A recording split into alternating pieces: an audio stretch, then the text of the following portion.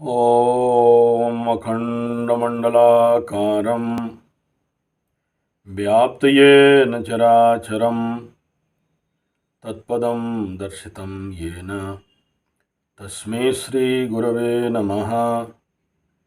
ॐ गुरुभ्यो नमः। ॐ नवग्रहेभ्यो नमः। ॐ दशदिक्पालेभ्यो नमः। ॐ शांति शांति शांति। मेरे एक प्रिय मित्र बेंगलोर से, हालांकि मैं कभी नहीं देखा, इस YouTube चैनल के माध्यम से देश विदेशों से जो संपर्कित हैं मेरे मित्र, और जिनका भी मैं कुंडली विश्लेषण ऑनलाइन करता हूं, हालांकि नहीं करना चाहिए, लेकिन YouTube का ज़माना है, नेट का ज़माना है। लॉकडाउन पीरियड में भी बहुतों का मैं ऑनलाइन किया।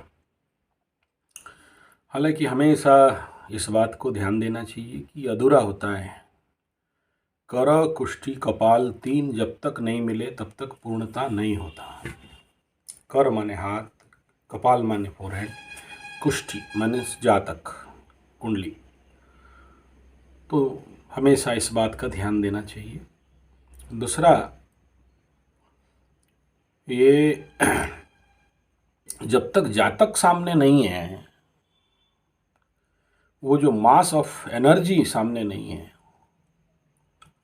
तब तक दूर बैठे यहाँ से बोलना वो मात्र 70% मैच होता है। सामने जब व्यक्ति रहता है, वो व्यक्ति ही सबसे बड़ा कुंडली है। चलिए समस्या पे आते हैं। इन महाशय जो बेंगलोर वाले हैं, उनका कहने का मतलब है रेमेडी जब वो कर रहे हैं तो जो बताया गया था वो उसको करने के बाद उनको एक रास्ता मिला और उसके अनुसार वो उस प्रकार का कार्य करने लगे, और करने के बाद उनका समस्या फिर से बढ़ने लगा। ठीक है, तो उसके लिए पहला बात कि समस्या बढ़ने लगा या बैकफायर हो गया। हर रेमेडी में एक बात का ध्यान देंगे, जब आप कर रहे हो उस प्रकार का रेमेडी और उत्तम पात्रता नहीं है, या आपके पास उस प्रकार के हायर ऊर्जा एनर्जी को लाने के लिए कैपेसिटी नहीं है और करने लगो, तो आपका सिस्टम रेजिस्ट नहीं करेगा। हमें भी पता है कि अगर हाई डोज मेडिसिन दे दिया जाए तो काम जल्दी करेगा, लेकिन वो हाई डोज मेडिसिन अगर किसी को तुरंत दे दिया जाए और अगर वो उसका सिस्टम उसके लिए तैयार नहीं है, तो कोप अप नहीं कर पाएगा, रेजिस्ट नहीं कर पाएगा। सोचिए, किसी को ये कह दिया जाए कि माँ काली का मंत्र 1,25,000 7 दिन के अंदर जप सिद्धि, हवन, तर्पण, मार्जन, ब्राह्मण भोजन, दशमांश करते हुए कर लेगा, एनर्जी एक्टिवेट भी हो जाए। लेकिन जब वो एनर्जी अपने अंदर एक्टिवेट होगा और अगर उसका सिस्टम उतना स्ट्रांग एंड मजबूत नहीं है, तो वहाँ अंदर जाके उस एनर्जी का स्टोर कुछ भी कर सकता है। ऐसा कोई आप भक्ति के लिए तो नहीं कर रहे हो, आपके जीवन का दुख कष्ट पीड़ा निवारण करने के लिए रेमेडी कर रहे हो, कोई एस्ट्रोलॉजर बोल दिया कर रहे हो। देखिए, ऐसे एक महान ग्रंथकार हमारे उड़ीसा में हुए, उस किताब का नाम है विकट समस्याओं का सरल समाधान। बहुत अच्छा लिखे हैं, और उसमें एक प्रयोग है जो श्मशान काली, श्मशान चंडी का सहस्र नाम के साथ, सहस्र जप के साथ श्मशान में ही हवन होता है, तर्पण होता है, मार्जन होता है, श्मशान में ही सब 1008 पत्रों से मंत्र लिखन करके समर्पण होता है। इस प्रकार का है, चलिए वो उतना डिटेल नहीं बोलूँगा। एक ऐसा प्रयोग जो 100% असंभव को संभव कर दे। और अगर कोई जिसके जो पहले से माँ के साधना में सिद्धि नहीं पाया, उसके पास कोई बैकअप नहीं है, गुरु मंत्र नहीं है, ऐसा व्यक्ति जाके वो स्मशान में बैठ जाए और माँ स्मशान कालिका हो या दक्षिण कालिका हो या भद्र कालिका हो या स्मशान चंडिका हो इत्यादि का अगर वो अर्चन पूजन मार्जन करे और उसका समस्या से दूर हटने के लिए बोले, तो जिसका अनुभव है उन्हें पता है कि क्या होता है, कितना खतरनाक हो सकता है ये काम। इसलिए पहले आप मेरे अनुभव के अनुसार भाई पैरासीटामोल से काम चलाओ ना, क्यों सर्जरी और ऑपरेशन पे जा रहे हो? जो छोटे छोटे बताए गए उसमें काम करो, हो जाएगा। कोई भी नवग्रहों का रेमेडी हो भाई, जो सरल है, सहज है, सौम्य है, उस साधना पे काम करो। बड़े साधनाओं पे तुरंत मत जाओ।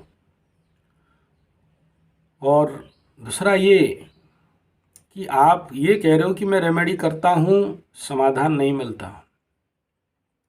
जैसे कुछ ऐसा है, मर जाऊंगा क्या भाई मेरे। ये धरती में कौन जिंदा है जो मरने के लिए डरना है? सबको मरना है, सबको ये धरती छोड़ के जाएंगे। तो ये मृत्यु के भय और भी जो भी भय है, साइकोलॉजिकल फियर फोबिया, उसके ऊपर मैं 2 वीडियो ऑलरेडी बनाया हूँ। भय क्यों? पहला बात, जितना डरोगे सिचुएशन और ग्रह उतना डराएंगे। और मैं आप सबको इतना अनुरोध करूंगा, विनती करूंगा, भाई ये जो अल्पविद्या भयंकरी वाले हो, यूट्यूब देख लिया, कोई किताब पढ़ लिया और एस्ट्रोलॉजी बन गए या एस्ट्रोलॉजी का ज्ञान लेके अपने कुंडली में भिड़ाने लगे, भाई क्यों? और अगर आप इस ज्ञान को चाहते हो, ओकल्ट साइंस पे आना चाहते हो, पूरा कूदो ना, 100% कूद जाओ इसके अंदर। लेकिन वो उसमें उस वीडियो में था, इस किताब में था, और वो बोला, ये बोला, फिर हम लोग अपना ज़िंदगी दे दिए इस विज्ञान में। आज तक हम बोलते हैं अधूरा हैं और दूसरे डराते हैं। डराएंगे भाई, बिना डर के तो एलोपैथी नहीं चलता है। डॉक्टर डराएगा तब ना आप खर्चा करोगे, एस्ट्रोलॉजर पंडित डराएंगे तब ना आप खर्चा करोगे, ऐसे तो पैसा नहीं दोगे, है ना। और जो नहीं डराता है उसका कोई वैल्यू नहीं है। मेरा YouTube में अब तक करीब 1100, 1200, 1000 से ज़्यादा वीडियो हो चुका है। एक वीडियो तो निकाल के मेरे को भेज दो जिसमें मैं आपको डराया हूँ। हाँ, मैं ग्रह का फल बता सकता हूँ, राहु महादशा का श्रुतिभंसो बुद्धिनाशो ऐसा बताया रहूँगा जी। और उसमें ये भी है कि जीवित संशयम छ, मरूंगा या बचूंगा, उसका वो ग्रह का है। किसी आदमी का कुंडली देख के ऐसा कभी नहीं बोला। मैं बहुत पॉजिटिव ढूंढता हूँ कि भाई इसमें पॉजिटिव क्या है। नेगेटिव एस्ट्रोलॉजी करना बड़ा आसान है, पॉजिटिव एस्ट्रोलॉजी के लिए मेहनत करना पड़ता है। और वो पॉजिटिव को ढूंढो। पॉजिटिव देखने लगोगे तो नेगेटिव दिखाई ही नहीं देगा। और जो भी भय भ्रम भूल हो रहा है, कहाँ हो रहा है? अशांति हो रहा है, टेंशन हो रहा है, पीड़ा हो रहा है, नौकरी जाने का भय है, मरने का भय है, एक्सीडेंट का भय है, चोर चपेट एक्सीडेंट, रोग रिपू ऋण ध्वंस प्रलय बर्बाद का भय है। और क्या एक्स्ट्रा भय है भाई? इसमें इतना टेंशन क्यों है? तो है, हो जाएगा, हो जाएगा, देख लेंगे। यहाँ राम जन्म हुए वो नहीं बच पाए, उनको भी सब कुछ दुख भोगना पड़ा, तो आप कौन हो? इसलिए भय को छोड़ो।